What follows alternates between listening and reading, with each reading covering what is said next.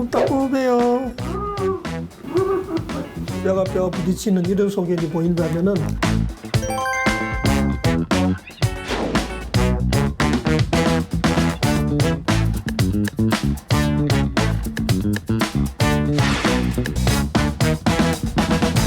(76세야) 양수연. 어디가 어떻게 아프세요? 다리가 막 아파서 쑤시고 저리고 말도 못했어요. 밤에 자면은 막 쑤시고 저리고 그랬어요. 이게 이거 찍었는데 안에 이렇게 벌어졌어요. 평소에는 뭐 그냥 절고 다녔어요. 이분은 2019년도 여름 정도부터 시작해가지고 저희 병원에 오시기 시작을 했는데요. 보시다시피 잘 걷지를 못하고 너무 심한 통증으로 보호자의 부축 없이는 이 걷기가 힘들고 오른쪽 무릎의 내측에 반대편에 비해서 뼈와 뼈가 거의 가까이 가서 서로 부딪히고 있는 소견이 보이고 있습니다. 본 환자 본인이 이야기했듯이 야간 통증이라든지 보행 시 어려운 점이 상당히 많았을 거라고 생각이 듭니다. 뼈가 부딪히는 이런 소견이 보인다면은 관절염의 말기 소견이라고 우리가 진단을 내릴 수가 있습니다.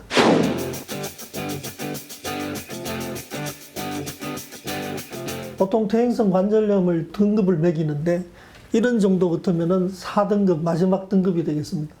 이 마지막 등급에서는 사실은 특별한 치료 방법이 없는 걸로 지금 현재로는 이야기하고 있고요. 어쩔 수 없이 인공관절 치환술을 하게 됩니다. 그것이 현재 나와 있는 치료 방법으로서는 제일 좋은 방법이고 또 환자들도 적어도 80% 이상은 전부 다 만족하는 그런 치료 방법이 되겠습니다.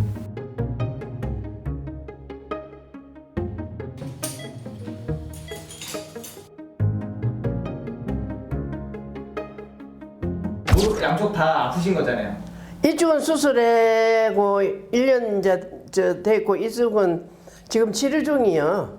11일 5일에 했어요. 작년에. 작년에 1년 됐는데 1년.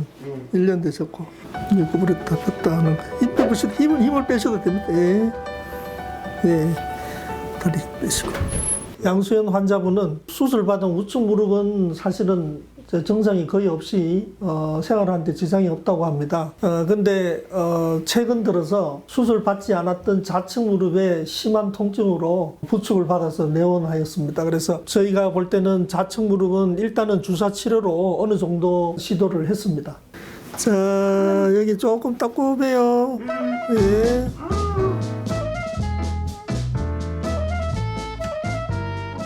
지금 저희가 이렇게 해드리는 주사는 무릎 관절 주위에 관절 기능을 도와주는 또 관절 주위에 있는 인대의 기능을 도와주는 북돋아주는 그런 주사들로 만들어져 있는 주사를 사용하고 있습니다. 그래서 저희가 아주 적당한 위치에 적당한 포인트에 적당한 약을 선택해서 환자분한테 맞도록 맞춤으로 치료를 해드리고 있습니다. 무릎 주사라고 하면은 크게 두 가지로 관절강 내에다가 놓는 주사가 있고 관절강 주위에 놓는 주사가 있습니다. 그래서 관절강 내에 놓는 경우는 스테로이드 주사 같은 주사가 있죠. 근데 관절염이나 안 그러면은 심한 통증이 있을 때 놓는 주사가 있고요. 그 외에 관절 주위에 놓는 주사들은 제가 방금 말씀드린 그런 기능을 좋게 해주는 여러 가지 약품들이 요즘에 나와가지고 통증을 잡기 위해서 치료를 해주고 있습니다. 주사 맞고 나서 한 일주일, 2주일 정도 되면은 괜찮아요. 근데 주사 맞고 나서는 재리는 것도 없고 쑤시는 것도 없고 이렇게 못 견디게 약간 아프기는 해도 막 못 견디게 그렇게 아프지는 않아요. MRI 사진을 찍어 보니까 안쪽에 관절 연골이 또 관절 연골에 붙어 있는 연부 조직들이 많은 부종과 퇴행성 관절염의 심한 소견을 보이고 있습니다. 그래서 주사를 이용해서 치료를 일단 시도를 했습니다. 증상이 1주, 2주 지나면서 많이 호전이 되고 목발을 짚고 이런 부축을 받았는데 이제 그런 것도 없이 생활을 할 수가 있었습니다. 그래서 좌측 무릎을 주기적으로 무릎 주위에 주사 치료를 하면서 경과를 보고 있습니다.